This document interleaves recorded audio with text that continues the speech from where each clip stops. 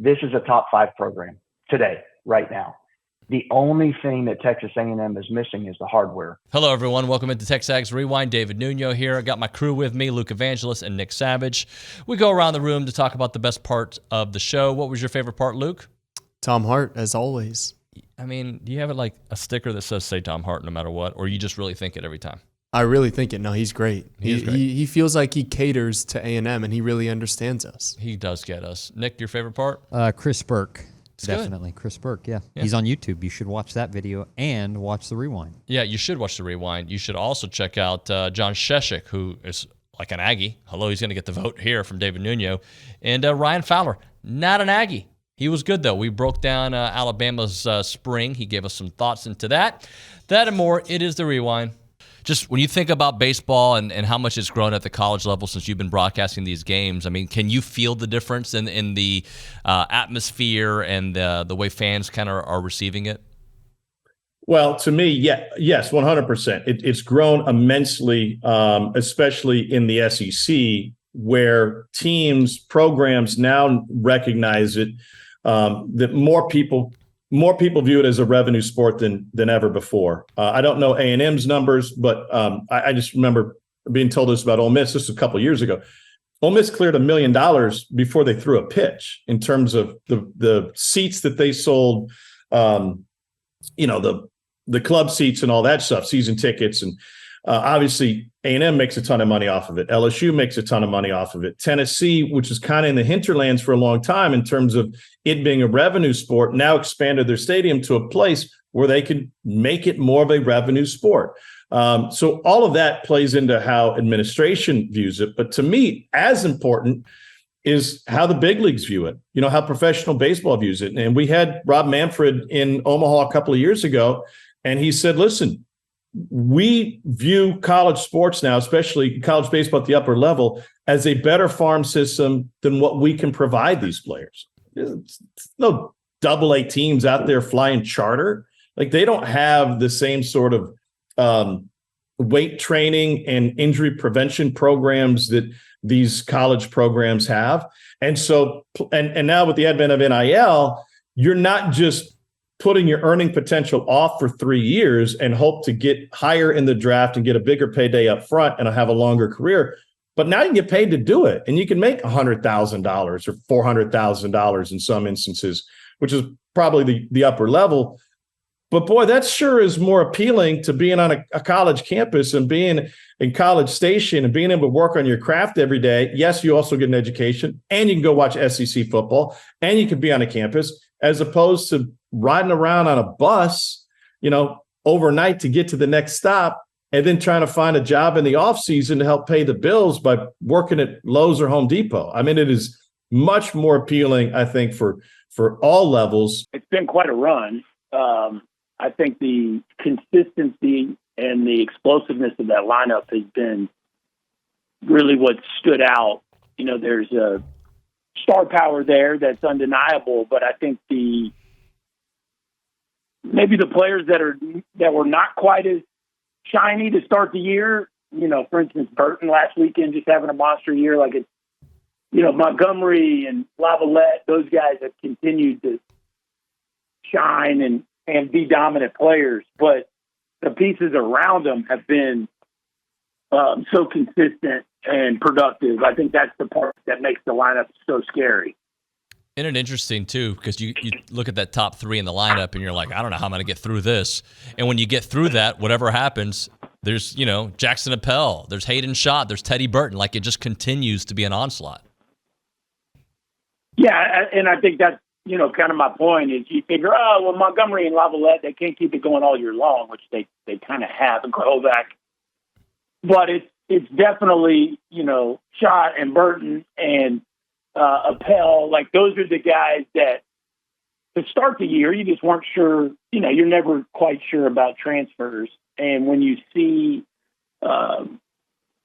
it on full display and then you see it over and over and over again against Southeastern Conference pitching, at that point, you're like, oh, this team is not going anywhere. The cool thing for us here is like, it feels like Schloss in this modern era of college athletics has built a program that can withstand, right? That can be a consistent top 5, top 10 type of program. Obviously, with transfers, things can change quickly, but it feels like he's building it in the right way. Yeah, I mean, Schloss has a pretty good track record. He's won everywhere he's been. He won right away. It's pretty remarkable, really, the consistency with which he's won at a number of different stops. And, we all know the recruiting base that Texas A&M has with just how incredible the facilities are, and then, of course, the location and their proximity to so many great prospects. But then, Schloss has just done a great job in the portal. And I want to say this too, David. In the broadcast, I was talking about our program and where it stands. We've got the CEO. We've got a highly accomplished assistant coaching staff. You've got the back office support. You've got the fan support. You've got the monetary support. This is a top 5 program today, right now. The only thing that Texas A&M is missing is the hardware. And for me, that's a byproduct. That's going to come. I'm super confident that will come with Coach Schloss leading the charge. But I'm excited for that to happen for Texas A&M. Of course, as a fan, I want my university to win at the highest level. But I think once that first one comes, there's a potential to see that type of dynasty that you've seen at LSU and other places over the years. That's all it takes is getting over that mental hurdle of winning one, and you might see the floodgates open.